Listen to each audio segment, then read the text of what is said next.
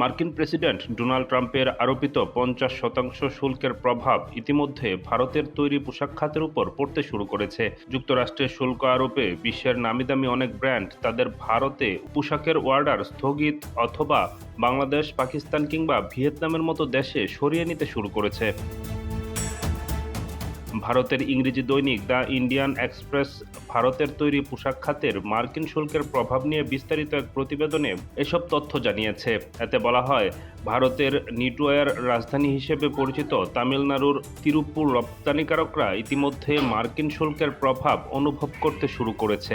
সেখানকার রপ্তানিকারকরা বলছে, তৈরি পোশাকের অনেক ক্রেতা দীর্ঘদিন ধরে নতুন নতুন অর্ডার দিয়ে এলেও বর্তমানে তারা অর্ডার স্থগিত করেছে, অন্যত্র সরিয়ে নিচ্ছে কিংবা বাংলাদেশ, পাকিস্তান বা ভিয়েতনামে চলে যাচ্ছে।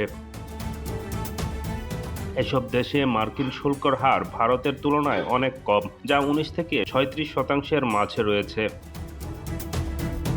যুক্তরাষ্ট্রের নতুন শুল্ক কাঠামোতে ভারতের উপর মূল শুল্কের পাশাপাশি জরিমানা হিসেবে আরোপিত অতিরিক্ত শুল্কও অন্তর্ভুক্ত রয়েছে। দেশটির কিছু নিটওয়্যার পোশাকের ক্ষেত্রে এই শুল্কের কার্যকর হার ৬৪% পৌঁছেছে। এর ফলে আন্তর্জাতিক প্রতিযোগীদের তুলনায় ভারতের পণ্যের দাম ৩৫% পর্যন্ত বেশি হচ্ছে।